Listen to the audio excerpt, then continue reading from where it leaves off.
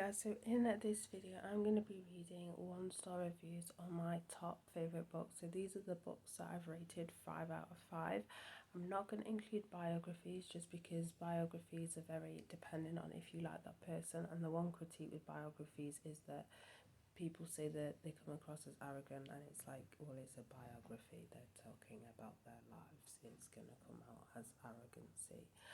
I don't know, it's weird, people are weird. So the first one is Deception Point by Dan Brown. It is my all-time favourite book. I love Dan Brown's work, and Deception Point is my favourite book by him. I just freaking love it. I don't know what you would hate about it. But anyway, so the reviews. So this one says,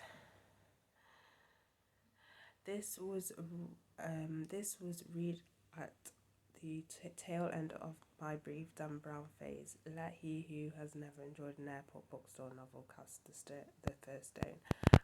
By this point, I was getting a little tired of Brown's storytelling formula, and by formula, I really mean formula. Here it is. I don't get what it's on, but I didn't bother expanding that because I don't want to go in deep with some of the reviews, but I like the whatever he calls formula of Dan Brown's books. They're exciting. They put you at the edge. I don't know what you're talking about. Right, the next one is a little bit lengthy. I probably won't read all of it, but my aunt gave this to me to read. I, of course, hate Dan Brown.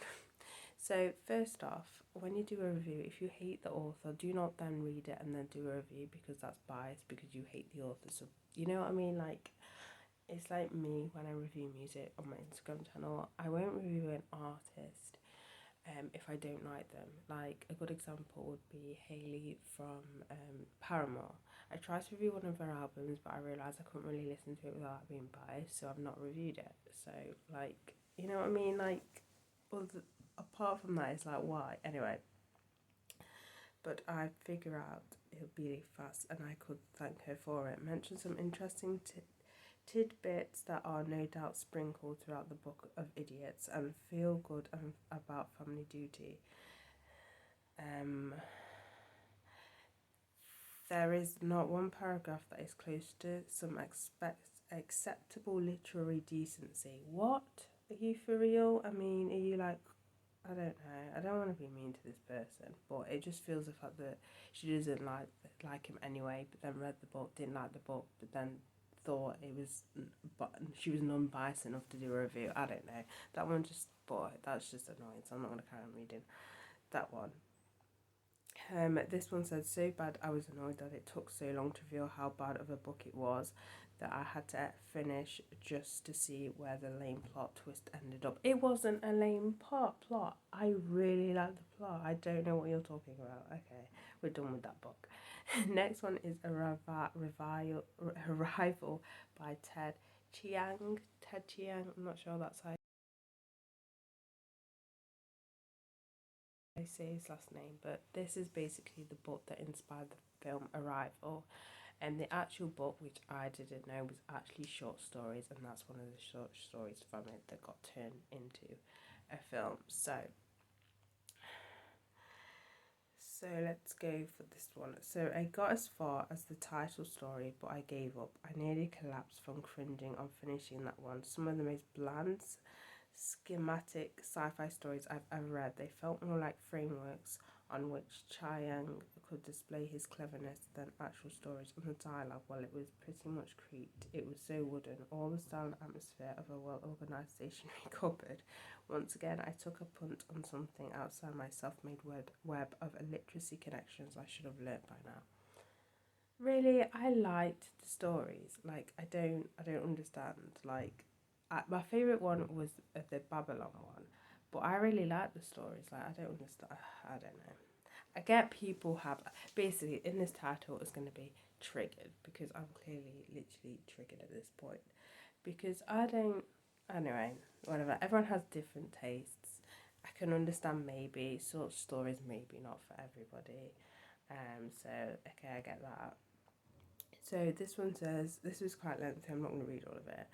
I was thoroughly disappointed by this book. I purchased this collection after seeing the movie Arrival and reading a lot of really positive reviews here on Goodreads. I really loved the movie and was convinced I would enjoy these stories. However, I had three major problems with them. The writing style, I'm not going to go into detail in that. A lot of the stories just aren't that interesting. For science fiction, Chiang stories are often too vague about the actual science. All the short stories, like they're short stories. I don't know, like it's short stories. um, I can't pretend I hated the entire book, but I did enjoy some stories. But this does not outweigh the objections I have for others. Yeah, but then if you like some stories, then it's not a one star. Then is it? Okay, let's get into it. So how I'll rate if so I know books is a bit different to I've read one book that was a 1 star which I did not finish, and that was because I thought the guy was so arrogant, and I'm glad he came out of Doctor 3. Everyone loves it, but I'm not. I thought it was really rude. But I think that's kind of mentality of all junior doctors in this generation anyway.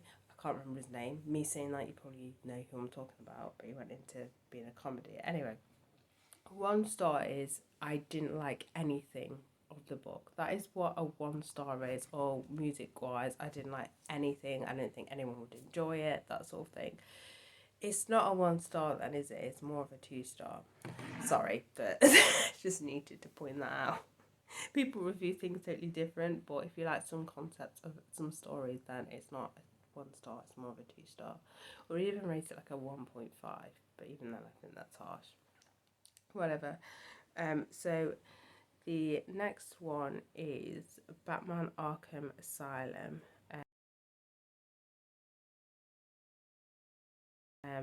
By Grant Morrison and Dave McKean. I really like that. First reading the reviews, I will say most people don't like the art style. I really like the art style.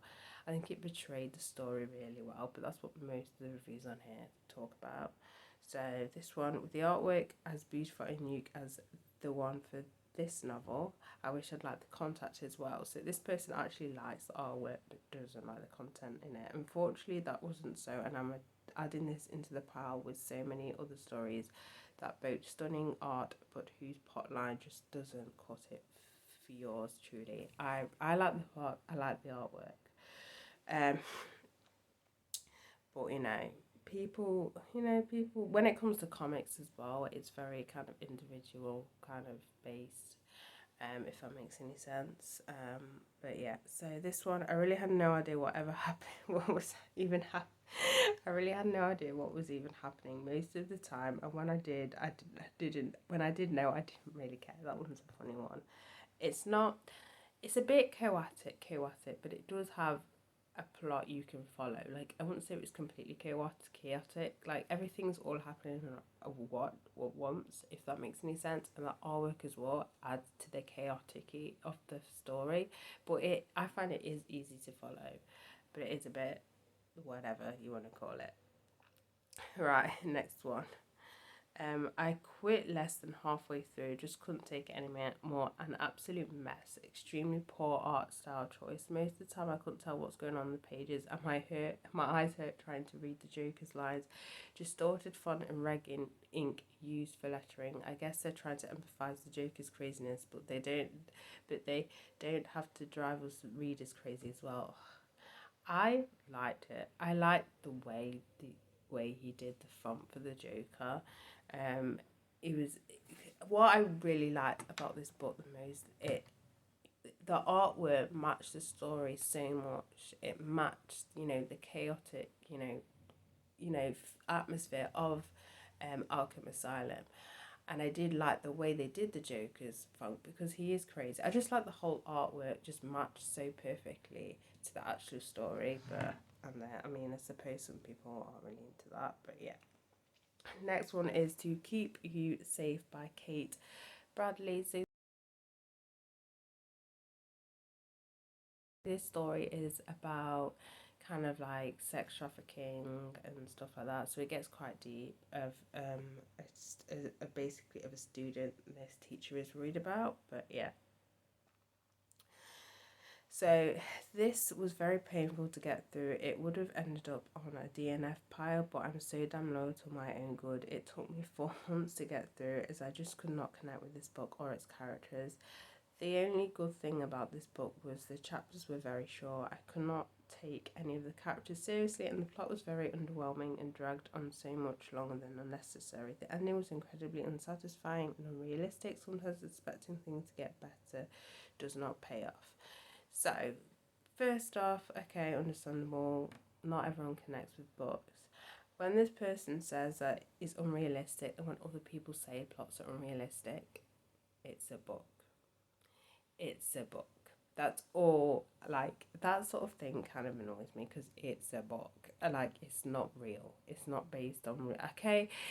Some people's argument is because it's such a real topic that could happen, and needs to make it somewhat realistic. But again, it's a book. Like, I don't know. That argument always just, it's a book. That's anyway. I did not enjoy this book. It was about grooming, sexual abuse, drugs, etc. I do not mind reading about these issues. It happens daily in our world. I was not really aware of the book would be like this. I thought it was more of a thriller. I was not really impressed by this book. I felt it should have been made readers aware of these issues would be covering. I will never recommend this book. Very disappointed by the fact it was rated as a thriller. So this person, it is kind of a thriller. I suppose this person felt like they were sold something more, which has happened to me before. Like, I bought, that film Crimson Peak. I keep going on about it. Thought it was a horror, more like a love story, a romantic, which kind of annoyed me. So I can understand how she might be annoyed. Like, she didn't expect to hit like the heavy topics it was gonna hit, and it doesn't even say it on the blurb. So I can actually understand that review, to be fair, because not everyone wants to read stuff about that. This one says DNF got to page 14, gave up. How does someone who writes so badly get published? I thought the writing was alright. Thought the writing was decent. I don't know. Again, people have different tastes. Alright, the last one is 1984 by George Orwell. This one I recently reviewed. A lot of people didn't like this one, and I can understand. A lot of the critiques is the fact that it's just bogged down with stuff that they're not interested in. What I would say with 1984, if you're interested in politics or have some sort of interest in politics, it's probably something you would enjoy. If not, then don't bother. That's my 2 cents in the review. Anyway, so this one's quite long, but I'm not going to read all of it. Praise the Lord and pass the ammunition. I'm finished with this beast of a book. My brain feels like a sludge. I just want to fall into a hole and forget all that was ingrained into my poor head. Why, oh why did I have the noble idea to read such a monster? How am I supposed to rate such a...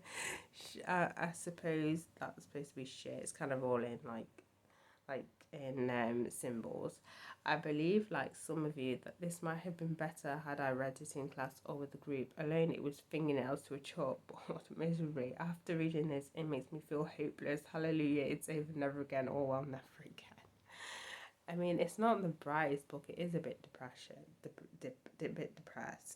depressing. But again, I found it very interesting. It's one of those, like this one goes into it. I once had a really unintelligent review here that drew some trolls and wanted attention. So I took it down, that review, because I generally hate and kind of negativity, and it makes me extraordinarily anxious. I have any kind of criticism,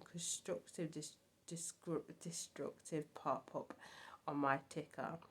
I didn't bother extending that one, but a lot of this was people because I've read it during school as well as a school project kind of thing. Because there's one here. Did I save it? I might not have actually saved it, but yeah, some of the oh, hang on.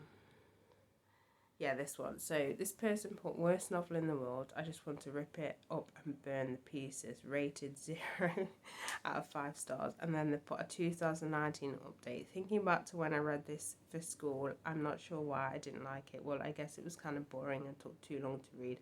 But I'm realising now that this book wasn't all that bad. Laughed my ass off. So, I mean, you could argue most of these are people. Well, I don't know why you would get people to read this in school unless they're doing like English literature at uni.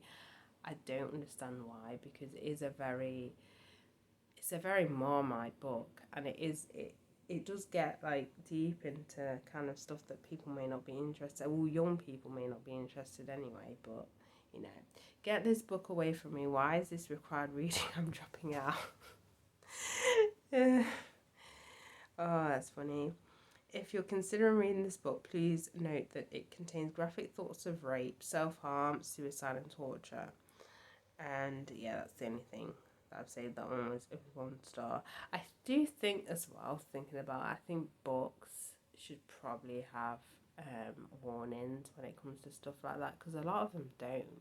Okay, it might give away the plot, but some people get triggered by stuff like that. So, you know, there's that. And then I have one more book. I think I said 1984 was the last book. It wasn't. I forgot. This one triggered me so much. So this one is The Lovely Bones by Alice Sebold. I love this book so much. So first I read the film. It teared me up. Then I went to the book and oh my god, there was more than tearing up. It's they don't basically they dumb down the film to make it I think the film's PG. This book is more like a 15. So if you if you're 15 or over, or maybe 13, it depends. I was reading kind of like graphic novels really young. But just to cover my back, if you're 15 and over and you have not read the book but seen the film and loved the film, read the book, because that's just hella just mad. These reviews, I'm not gonna lie, they triggered me so much because I love this book so much.